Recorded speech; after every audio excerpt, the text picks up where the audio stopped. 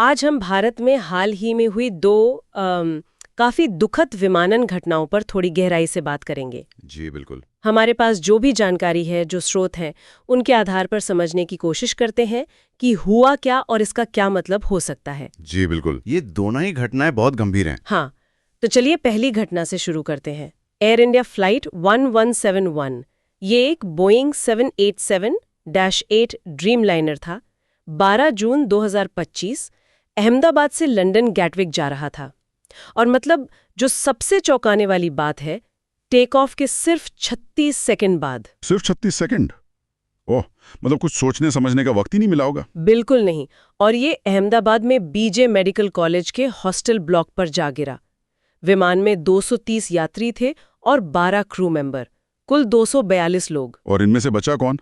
दुख की बात है कि सिर्फ एक व्यक्ति, 241 लोगों की मौत हो गई और जमीन पर भी कम से कम 39 और जानें गईं और करीब 60 लोग घायल हुए।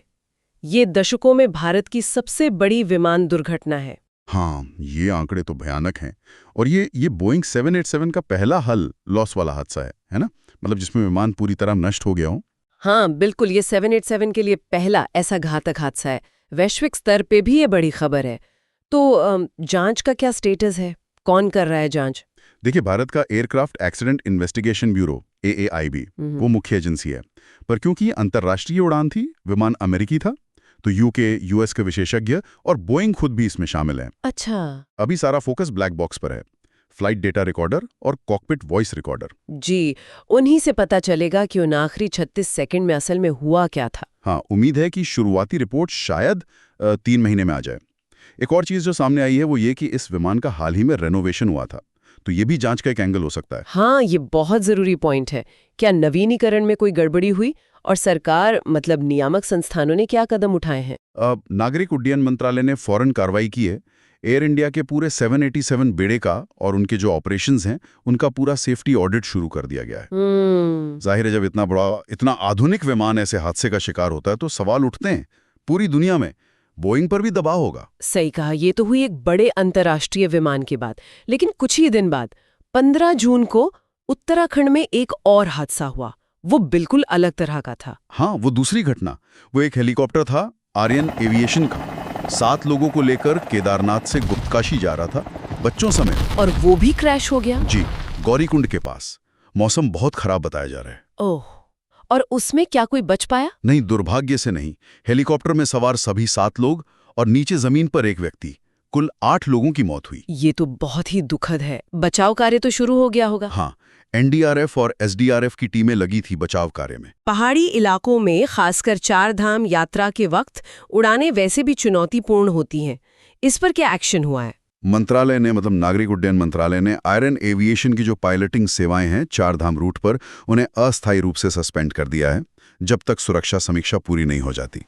यह हादसा दिखाता है कि पहाड़ी इलाकों में, खासकर खराब मौसम में, उड़ान भरने के अपने अलग खतरे हैं और तीर्थयात्रा के समय दबाव भी बढ़ जाता है। तो हमारे सामने ये 2 बहुत अलग अलग घटनाएं हैं। एक बड़ा आधुनिक जेट लाइनर, दूसरा एक क्षेत्रीय हेलीकॉप्टर। दोनों के नतीजे भयानक रहे। और कुछ ही दिनों के अंतर पर क्या कॉमन है इनमें, या क्या बड़े सवाल उठते हैं? देखिए, एयर इंडिया 171 में एक बड़ा विमान है, 787 जैसा। ज्यादा लोगों की मौत हुई। जांच अंतर्राष्ट्रीय स्तर की है, जटिल है। फोकस विमान की तकनीक, उसके रखरखाव, संचालन पर है। वहीं उत्तराखंड वाले हादसे में मौसम, पहाड़ी इलाका और एक छोटे ऑपरेटर की कार्यप्रणाली जैसे मुद्दे अहम हैं। लेकिन दोनों में ही सरकार ने फौरन प्रतिक्रिया दी है, सुरक्षा समीक्षा की बात कही है। बिल्कुल। AI-171 में ब्लैक बॉक्स और रेनोवेशन पर फोकस है। हेलीकॉप्टर वाले मामले में मौसम, प्रक्रियाएं और ऑपरेटर का निलंबन अहम है। जांचकर्ता अपना काम कर रहे हैं। हाँ, और वो तात्कालिक कारणों पर तो ध्यान देंगे, कोई तकनीकी खराबी थी या मौसम की वजह से हुआ।